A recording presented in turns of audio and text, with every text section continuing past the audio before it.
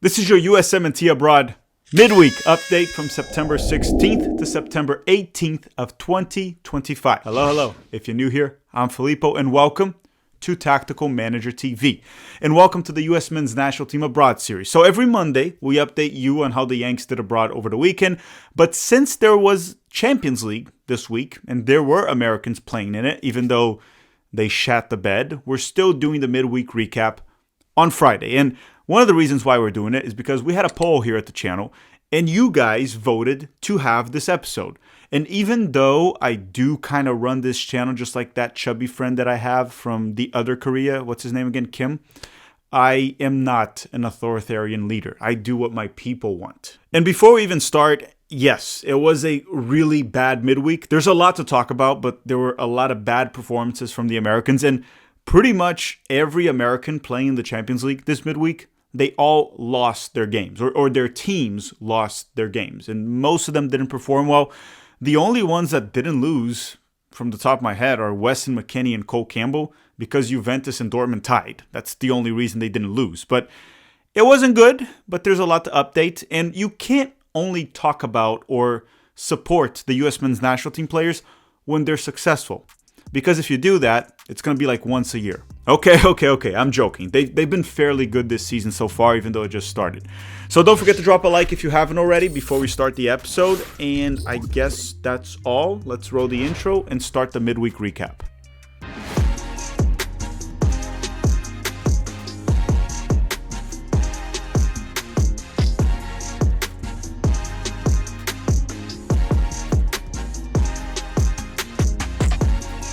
Okay, UEFA Champions League. And pretty much every single player in this video played in the Champions League except for one, which is Chris Richards. We'll talk about him at the very end of this video. So why don't we start with Folarin Balogun from Monaco. And on Thursday, Balogun started and played 63 minutes for Monaco during their 4-1 loss to Club Brugge in the Champions League. Alright, first and foremost, Monaco losing 4-1 to Club Brugge, that is an abysmal result. It's a crap result. It's terrible. And let me put it this way. Balogun wasn't good. The whole team wasn't good, but neither was Balogun. But I wouldn't qualify his performance as a stinker. Because you see, he had a few good layoffs here and there where he would follow up with a good run, but the ball would never get back to him. He got no service, which makes it tough to play as a center forward when your midfield is underperforming. But regardless, Balogun was also ineffective. He had no shots on goal, even off target. He just didn't have any shots at all. It's just not great. Just not a great game from him. Monaco, there's no other way to put it. There's no other way to say it. I guess one important context that I kind of already mentioned was that the entire Monaco side wasn't great and Balogun didn't look like their worst player. But if we want to make Balogun feel better, the player that I'm about to talk about actually played worse. And his name is Malik Tillman from Bayer Leverkusen.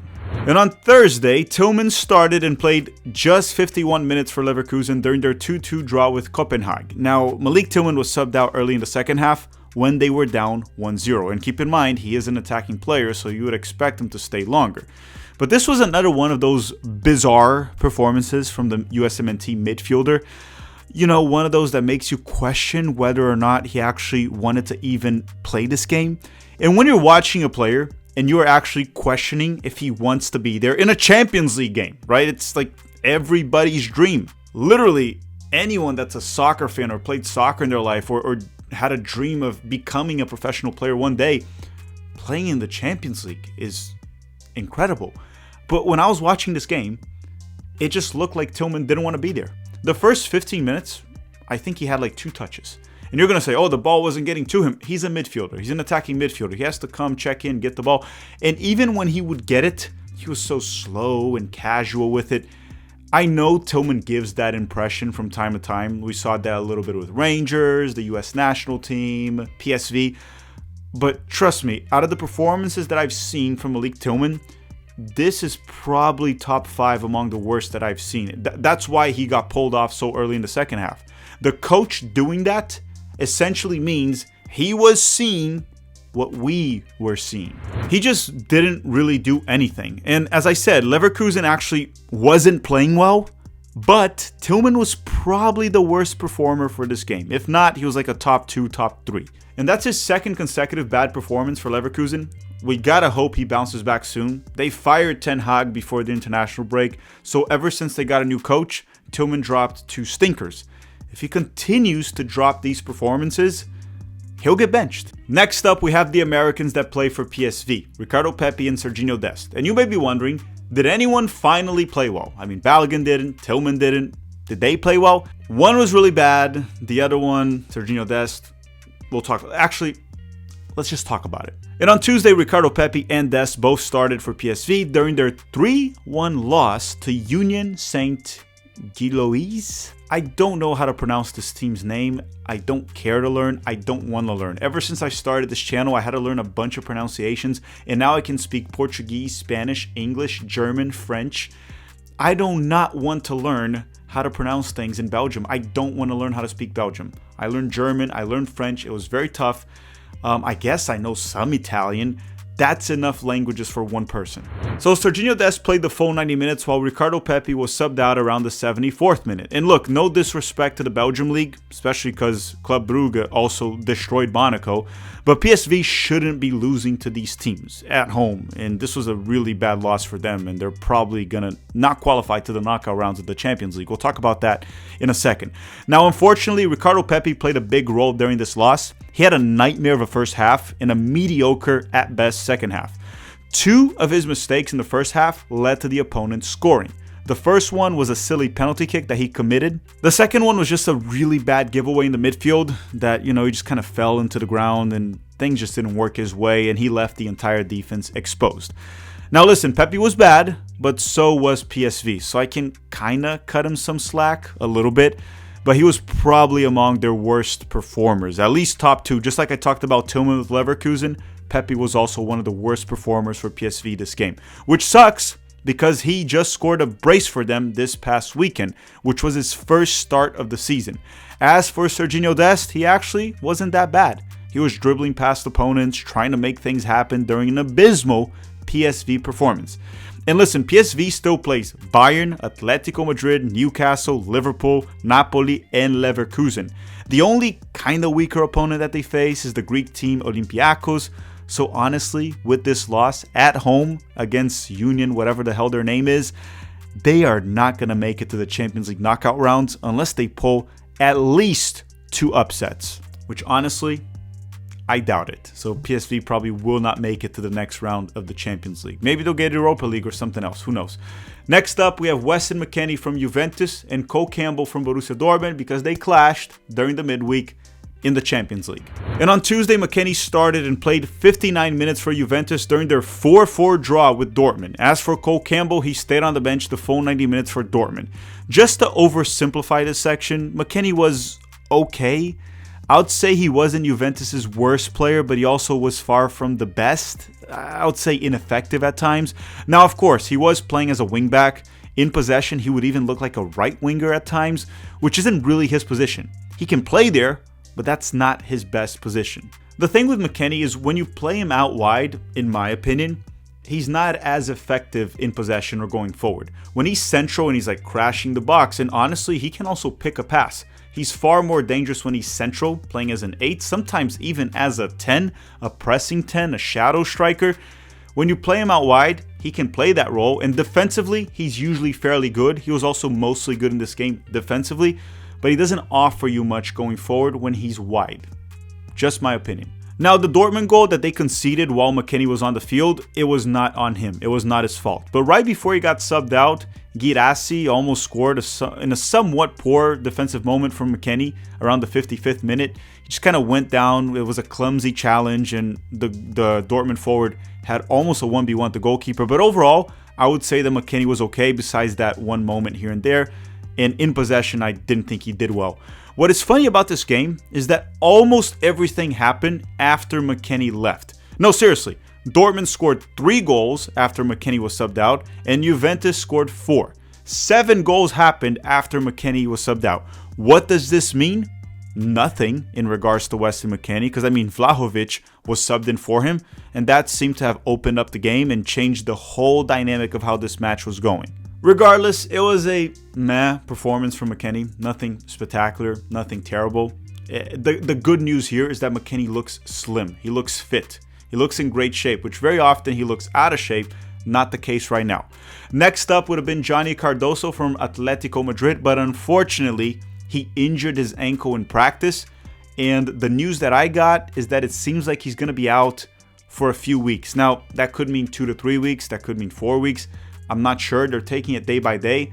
But it wasn't a minor sprain. He's expected to be out at least for 1 to 2 weeks, which means he's also questionable for the U.S. men's national team camp in October. All right, next up is a player that actually played well. Finally, someone that performed well. And his name is Tim Weah from Olympique Marseille. And on Tuesday, Weah started and played 79 minutes for Marseille during their 2-1 loss to Real Madrid because they were robbed. Look, yes, Real Madrid was clearly the dominant side. They were the better team.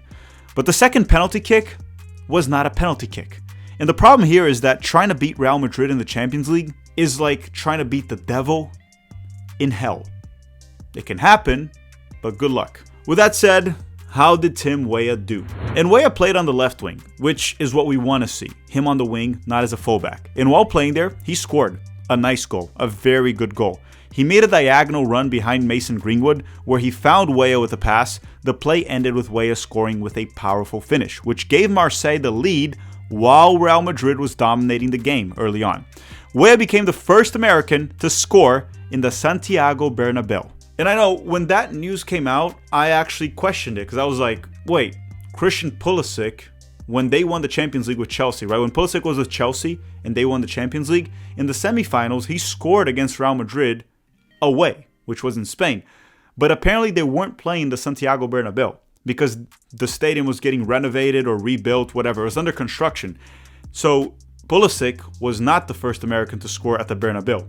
It was, in fact, Tim Weah this week. Also, moments after Tim Weah scored, he hit a strong low shot from distance, which forced Courtois to make a save. Now, besides that, the game was mostly Real Madrid dominating. Weah got subbed out late, and it looked like he had some cramps going on. But I think it's fair to say that Weah had a very positive performance for Marseille, despite the result. He also gave Carvajal a hard time in multiple occasions throughout this game. Okay, next up we have Timothy Chandler from Eintracht Frankfurt. Remember him? And on Thursday, Chandler stayed on the bench the full 90 minutes for Eintracht during their 5-1 win over Galatasaray. Hey, he didn't play, but he got a win.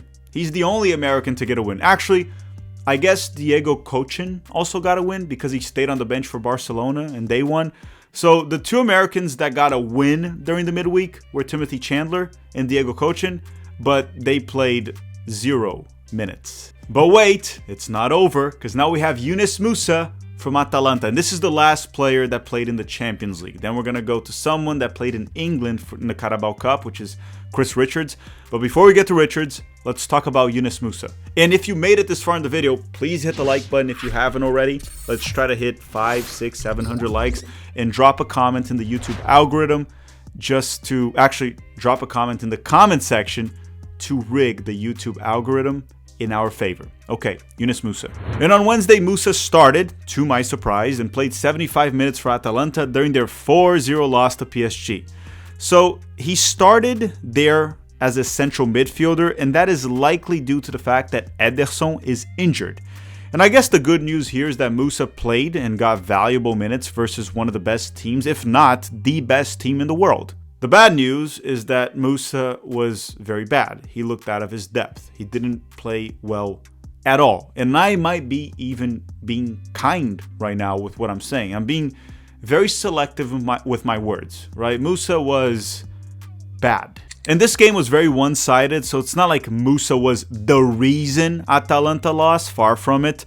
But the way Atalanta went about defending PSG was kind of moronic, and despite the 4-0 win, PSG was actually quite wasteful. Musah, on the other hand, he offered almost nothing in possession, and defensively, he was exposed like the entire Atalanta side.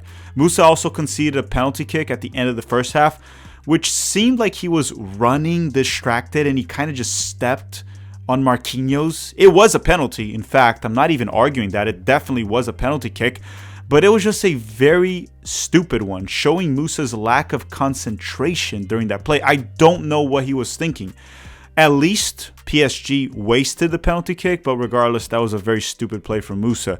Let's just call a spade a spade. It was a massive stinker from Yunus Musah and Atalanta. So this week there was no Europa League or Europa Conference League, so we're not going to talk about the Americans there. For example, Tenor Tessman, he's playing in the Europa League next week. So let's go to England now, because Crystal Palace played in the Carabao Cup and Chris Richards plays for Crystal Palace. So we're going to talk about Chris Richards. And on Tuesday, Richards was actually being rested, so he came off the bench around the 61st minute for Crystal Palace during their 1-1 draw with Millwall in the Carabao Cup. Palace ended up advancing on penalty shootouts, and Richards actually scored for them despite limited minutes. He also converted his penalty during penalty shootouts to help them advance. Now, the goal during the game was a bit ugly, kind of as ugly as Mary Poppins from Deadpool, but it was a good goal, almost like a poacher-like goal. The ball was like bouncing around near the goal, no one cleared it, so Chris Richards just went there and hit it into the back of the net. A goal is a goal.